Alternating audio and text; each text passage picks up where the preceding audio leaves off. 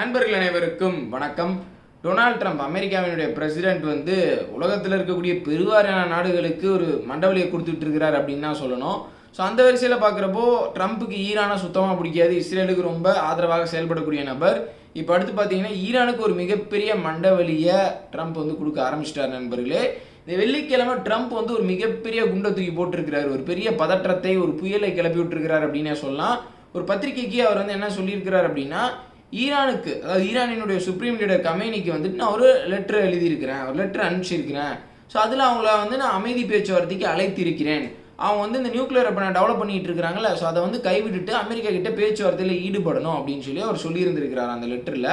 Suppose Iran இதை ஏற்றுக்கலை அப்படின்னா, ஒரு பேச்சுவார்த்தைக்கு வரல அப்படின்னா மிலிட்ரி ஆப்ஷன் தான், வேற வழி இல்லை அப்படின்னு சொல்லி ட்ரம்ப் சொல்லியிருக்கிறாரு. வெட்டு ஒன்று துண்டு ரெண்டு அப்படின்னு சொல்லிட்டு சொல்லுவாங்கல்ல, அந்த மாதிரி தான். இதுவா ஏதாவது ஒன்று முடிவு பண்ணுங்க அப்படின்னு சொல்லி ட்ரம்ப் ஒரு பெரிய எச்சரிக்கையை ஈரானுக்கு விடுத்திருக்கிறார். நண்பர்களே, உடனே இதற்கு ஈரானினுடைய சுப்ரீம் லீடர் கமேனி என்ன பதில் சொல்லியிருக்கிறார் அப்படின்னா, டைரக்டாக அமெரிக்காவை குறிப்பிட்டு அவர் சொல்லலை, மறைமுகமாக அமெரிக்கா பெரிய அளவுக்கு தாக்கி இருக்கிறாரு. ஒரு நாடு இருக்கிறாங்க, அவங்க நம்மளை புள்ளி பண்ணுறாங்க, அதாவது வம்பிழுக்கிறாங்க, அவங்களுக்கு அமைதி நிலவணும் அப்படின்றதெல்லாம் நோக்கம் கிடையாது, அவங்களுடைய ஆதிக்கத்தை, அவங்களுடைய டாமினேஷனை காட்டணும், அதுதான் அவங்களுடைய நோக்கம். அதனால இவங்க கிட்டலாம் நம்ம பேச வேண்டிய அந்த அவசியம் இல்லை அப்படின்ற மாதிரி கமேனி சொல்லியிருக்கிறாரு. ஈரானினுடைய ஃபாரின் மினிஸ்டரும் என்ன சொல்லியிருக்கிறார் அப்படின்னா, அமெரிக்கா ஃபர்ஸ்ட் எங்கள் மீது போட்டிருக்கக்கூடிய அந்த சாங்ஷன்ஸை நீக்கணும், அதுக்கடுத்து அவங்க ஒரு நார்மல் பேச்சுவார்த்தைக்கு வந்தாங்க அப்படின்னா அதை பற்றி கன்சிடர் பண்ணலாம். ஆனால் எந்த சாங்ஷன்ஸையும் அவங்க நீக்க மாட்டாங்க, எங்கள் மீது எல்லா ப்ரெஷரையும் போடுவாங்க, அதே நேரத்தில் எங்களை மிரட்டவும் செய்வாங்க அப்படின்னா அது ஏற்றுக்க முடியாது அப்படின்னு சொல்லி ஈரானினுடைய ஃபாரின் மினிஸ்டரும் தெளிவாக ஒரு பதிலை கூறிவிட்டார். ஸோ இப்போ அடுத்து அமெரிக்காவினுடைய நிலைப்பாடு என்ன? ட்ரம்ப் லெட்டர் அனுப்பிச்சது அங்கே அவங்க ரிசீவ் ஆயிடுச்சு அப்படின்னு சொல்லிட்டாங்க. ட்ரம்ப்புக்கு நோவும் சொல்லிட்டாங்க. ஸோ இப்போ ட்ரம்ப் ஒரு மிலிட்ரி ஆக்ஷனை ஈரான் மீது பண்ணுவாரா? போன டேர்ம்லேயே பார்த்தீங்கன்னா கடைசியாக ட்ரம்பினுடைய அந்த ஆட்சி காலம் முடிகிறப்போ ஈரான் மீது படையெடுக்கணும் அப்படின்னு சொல்லிட்டு ட்ரம்ப் ஒரு முடிவை எடுக்க கிட்டத்தட்ட போயிட்டார். கடைசியில் பெரிய அளவுக்கு அவங்களுடைய கட்சியிலேயே சப்போர்ட் இல்லை அப்படின்னு சொல்லிட்டு தான் அவர் அந்த பிளானை ட்ராப் பண்ணார் அப்படின்ற மாதிரி சொல்கிறாங்க. ஆனால் இந்த முறை இஸ்ரேலுக்கு அவர் ஆரம்பத்திலிருந்தே ரொம்ப ஆதரவாக செயல்பட்டு கொண்டிருக்கிறார். ஸோ இஸ்ரேலோட கூட்டு சேர்ந்துக்கிட்டு ட்ரம்ப் என்ன வேணால் செய்யலாம், அதற்கான வாய்ப்பு இருக்கு. நண்பர்களே, ட்ரம்ப் ஜனவரி மாதம் பதவியேற்றதுல இருந்தே ஈரான் மீது பொருளாதார தடைகளை கொஞ்சம் கொஞ்சமாக அதிகரித்து தான் வந்துட்டு இருக்காரு. இதற்கு முன்னாடி பார்த்தீங்கன்னா பைடன் ஆட்சி காலத்தில் ஈரானினுடைய அண்டை நாடு ஈராக் ஈரான் கிட்ட இருந்து எலக்ட்ரிசிட்டி, மின்சாரம் வாங்கலாம், அவங்கள்ட்ட இருந்து பெற்றுக்கொள்ளலாம் அப்படின்னு சொல்லி ஒரு வேவர் வழங்கியிருந்தாங்க. ஆனால் அதை இப்போ ட்ரம்பினுடைய இந்த ஆட்சி மாற்றி இருக்கிறது. அந்த வேவர் சஸ்பெண்ட் பண்ணியிருக்கிறாங்க. ஈரான் கிட்ட இருந்து நீங்கள் மின்சாரம் வாங்கினீங்க அப்படின்னா உங்கள் மீது சாங்ஷன் தான் அப்படின்னு சொல்லிட்டு மிரட்டி வந்துட்டு இருக்காங்க. ஈரானுடைய அந்த ஆயில் நெட்வொர்க்கின் மீது பெரிய சாங்ஷன்ஸை அமெரிக்கா விதிச்சிருக்கிறாங்க. அதை ட்ரம்ப் இன்னும் அதிகரித்து தான் வந்துட்டு இருக்கிறாரு. ஒரு மேக்சிமம் ப்ரெஷர் ஸ்ட்ராட்டஜி அப்படின்ற ஒன்று, ஒரு மிகப்பெரிய ஒரு நெருக்கடி அப்படின்ற ஒன்று ஈரானின் மீது அமெரிக்கா போட்டு வந்துட்டு இருக்காங்க. நண்பர்களே, ஸோ அப்படியாவது ஈரான் நம்மளுடைய வழிக்கு வருவாங்க, அவங்களுடைய அந்த நியூக்ளியர் பாம் பிளான் கைவிடுவாங்க அப்படின்னு சொல்லிட்டு அமெரிக்கா நினைக்கிறாங்க. ட்ரம்ப் என்ன சொன்னார் அப்படின்னா, அந்த பத்திரிகைக்கு என்ன சொல்லியிருக்கிறாருன்னா, ஏற்கனவே நிறைய நாடுகள் நியூக்ளியர் வெப்பன் அக்வயர் பண்ணிட்டாங்க, இன்னொரு நாடு நியூக்ளியர் வெப்பன் அக்வயர் பண்ணுவதற்கு அனுமதிக்க முடியாது அப்படின்னு சொல்லி ட்ரம்ப் சொல்லியிருக்கிறாரு. சரி, நீங்கள் ஏன் பாகிஸ்தான் நியூக்ளியர் வெப்பன் அக்வயர் பண்ணுறப்பெல்லாம் அமைதியாக இருந்தீங்க? ஈரான் ஏன் உங்களுக்கு பிரச்சனை அப்படின்னா, ஈரான் இஸ்ரேலுக்கு நேர் எதிராக நிற்கிறாங்க. ஸோ அதுதான் அமெரிக்காவுக்கு பிடிக்கல. வேறு ஏதாவது ஒரு நாடு, சப்போஸ் அமெரிக்காவினுடைய நெருங்கிய நட்பு நாடு புதுசாக நியூக்ளியர் வெப்பன் அக்வயர் பண்ணுறாங்க அப்படின்னா அதான் இந்த அளவுக்கு அமெரிக்கா ஸ்க்ரூட்டினைஸ் பண்ண மாட்டாங்க. உங்களுடைய எதிரி அப்படின்ற அந்த காரணத்தினால தான் ஈரானை போட்டு இந்த அமுக்கு நீங்கள் அமுக்குறீங்க. ட்ரம்ப் இப்போ சொல்லியிருக்கிறாருல, ஈரான் எங்களுக்கு இணக்கமாக செயல்படலை, ஒரு அமைதி பேச்சுவார்த்தைக்கு வரல அப்படின்னா நாங்கள் மிலிட்ரி ஆப்ஷனை கையில் எடுப்போம் அப்படின்னு சொல்லியிருக்கிறாருல.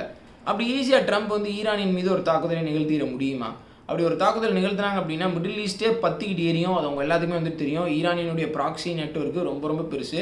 அது மட்டும் இல்லாமல் இப்போது சைனா ஈரானோட ரொம்ப க்ளோஸாக செயல்பட்டு வந்துட்டு இருக்காங்க. இப்போது சைனா என்ன சொல்லியிருக்கிறாங்க அப்படின்னா, சைனாவினுடைய நேவி, ரஷ்யாவினுடைய நேவி, அப்புறம் ஈரானினுடைய நேவி ஒரு ஜாயிண்ட் நேவல் எக்ஸைஸில் ஈடுபடுவாங்க. அதாவது ஈரானினுடைய கடற்பகுதியில் ஒரு பெரிய நேவல் ட்ரில் கண்டக்ட் பண்ணுவாங்க அப்படின்னு சொல்லி சைனா சொல்லியிருக்கிறாங்க. ஸோ ரஷ்யா எந்த அளவுக்கு ஈரானோட க்ளோஸாக இருக்கிறாங்களோ அதே மாதிரியே சைனாவும் ரொம்ப க்ளோஸாக இருக்கிறாங்க. ஸோ அமெரிக்கா ஒரு இன்வேஷனை பண்ணுறாங்க, ஏதாவது ஒன்று செய்யணும்னு நினைக்கிறாங்க அப்படின்னா கண்டிப்பாக ஏதோ ஒரு விதத்தில் சீனா அமெரிக்காவுக்கு இடையூறு அளிப்பாங்க. நண்பர்களே, ஸோ அந்த சுச்சுவேஷனில் தாய்வானுக்கு ஒரு பெரிய ப்ரெஷரை கூட சைனா போடலாம், வாய்ப்பு இருக்குது. நான் நினைக்கிறேன் ரஷ்யா ஈரானுக்கு சப்போர்ட்டாக எந்த அளவுக்கு வராங்களோ அதை விட பெரிய அளவுக்கு சீனா சப்போர்ட்டாக வருவாங்க நான் நினைக்கிறேன். ஏன் அப்படின்னு கேட்டுக்கிட்டிங்கன்னா, இப்போ சமீப காலங்களாக ட்ரம்ப் ரஷ்யாவை கொஞ்சம் கூல் பண்ணிட்டார் இந்த உக்ரைன் ரஷ்யா போர் விஷயத்தில். அது மட்டும் இல்லாமல் ரஷ்யா உக்ரைன் போரில் ரொம்ப பிஸியாக இருக்கிறாங்க. அதனால் எந்த அளவுக்கு ஈரானை காப்பாற்றுவதற்கு ரஷ்யா வருவாங்க அப்படின்னு சொல்ல முடியாது. ஆனால் சீனா ஏதோ ஒரு விதத்தில் வருவாங்களோ அப்படின்னு சொல்லி எனக்கு தோணுது. ஸோ உங்களுடைய கருத்துக்களை வந்து மறக்காமல் சொல்லுங்கள். இப்போ நான் வந்து ரஷ்யா, சைனா, அப்புறம் ஈரான் அப்படின்னு சொல்லி பேசிகிட்டு இருந்தேன்ல. ஸோ இந்த வரிசையில் அமெரிக்காவுக்கு பிடிக்காத இன்னொரு நபர் இருக்கிறாங்க. இது யார் அப்படின்னா north Korea. So north Korea வந்து இப்போ புதுசாக அவங்களுடைய நியூக்ளியர் பவர்டு சப்மரைனை வெளியிட்டிருக்கிறாங்க. அவங்களுடைய பத்திரிகை வந்து அந்த புகைப்படத்தை காமிச்சு இந்த மாதிரி எங்ககிட்ட ஒரு நியூக்ளியர் பவர்டு சப்மரைன் இருக்குங்க, நாங்கள் வந்து அதை டெவலப் பண்ணிட்டோம் அப்படின்னு சொல்லியிருக்கிறாங்க. ஸோ இது சவுத் கொரியாவுக்கு அமெரிக்காவுக்கு ஒரு பேரதிர்ச்சியை ஏற்படுத்தியிருக்கு அப்படின்னு சொல்லலாம் நண்பர்களே. ஒரு நியூக்ளியர் பவர்டு சப்மரைன் அப்படின்றது கடலுக்கு அடியில் பல மாதங்கள் சத்தமே இல்லாமல் வந்துட்டு இருக்கும். அது டிடெக்ட் பண்ணுவது ரொம்ப ரொம்ப கஷ்டம்.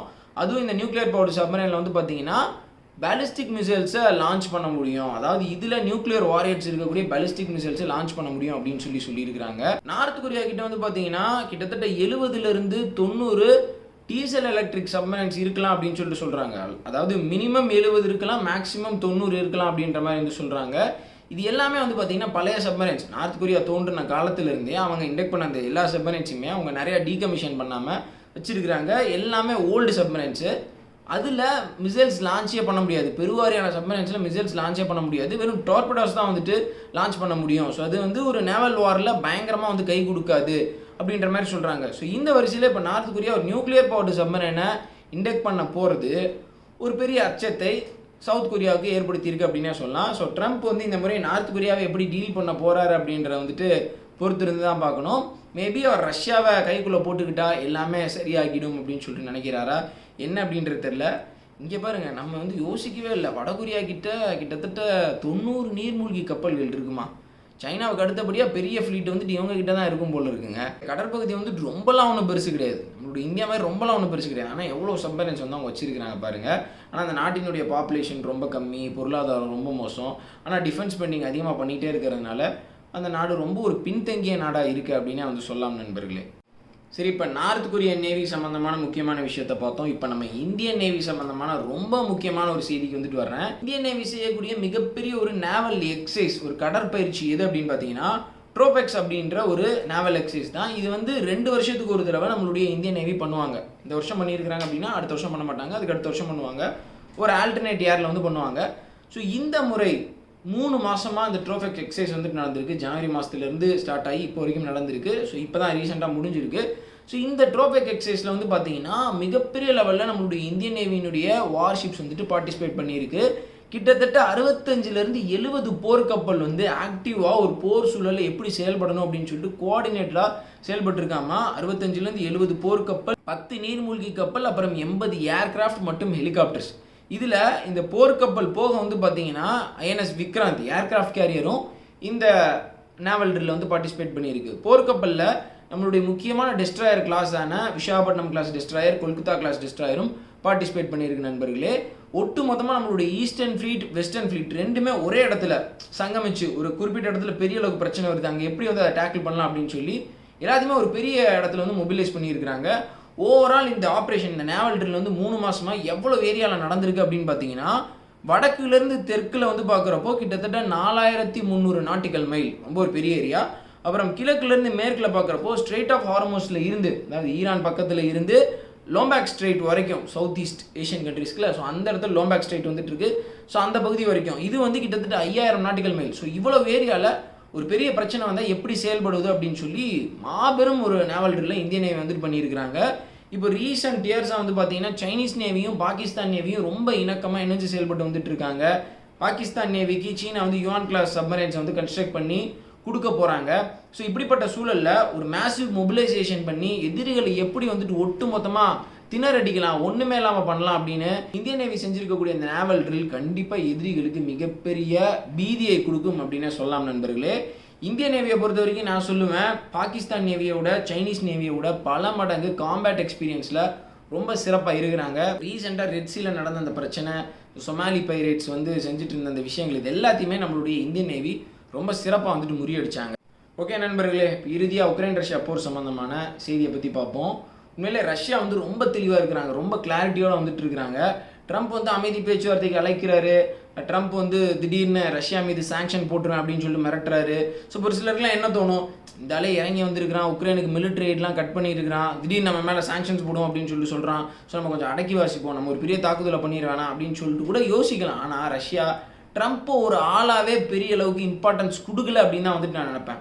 அதாவது புட்டின் பேசுகிறது வேறு, ஆனால் மிலிட்ரி வைஸ் கிரவுண்டில் ரஷ்யன் மிலிட்ரி ட்ரம்ப் பேசுகிற எதையுமே வந்துட்டு அவங்களுடைய விஷயத்துக்குள்ளே கொண்டு போய் வைக்க மாட்டாங்க. தெளிவாக உக்ரைனை போட்டு வந்துட்டு அவங்க அடிச்சுட்டு இருக்கிறாங்க, முன்னேறிக்கிட்டே இருக்கிறாங்க அப்படின்னே வந்து சொல்லலாம்.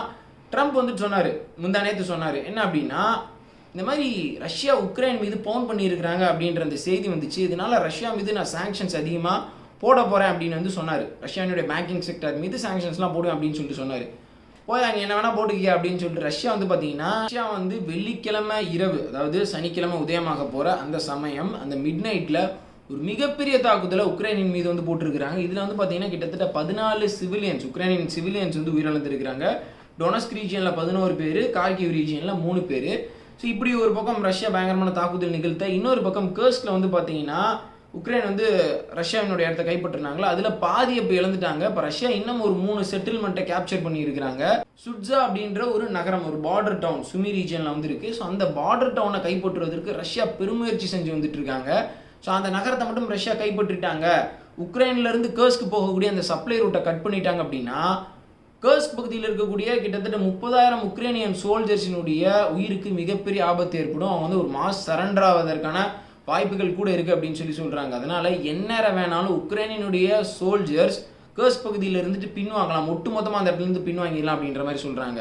ஸோ அது மட்டும் நடந்தது அப்படின்னா ஜெலன்ஸ்கிக்கு இது மாபெரும் அவமானம், உக்ரைனுக்கு ஒரு மாபெரும் பின்னடைவு அப்படின்னே சொல்லலாம். ஏன் அப்படின்னா வேற பக்கம் உக்ரைன் இடங்களை இழந்துகிட்டு இருக்கு. அந்த நேரத்தில் ஜெலன்ஸ்கி வந்து கர்ஸ்க் மேலே பெட்டு வச்சார், அந்த இடத்த அடித்தா ரஷ்யா இந்த இடத்துலாம் கலங்கிடுவாங்க, இந்த இடத்துலாம் நம்ம திருப்பி மீட் எடுத்துடலாம், ரஷ்யாவை நம்ம டைவெர்ட் பண்ணலாம், ரஷ்யன் ஃபோர்ஸஸை வேறு இடத்துக்கு கொண்டு வர வைக்கலாம் அப்படின்னு சொல்லி ஜெலன்ஸ்கி ஒரு பெரிய முயற்சியை வந்து எடுக்க வச்சார். ஆனால் இது இப்போது படுதோல்வியை நோக்கி போய்கிட்டு இருக்கு அப்படின்னு சொல்லலாம் நண்பர்களே.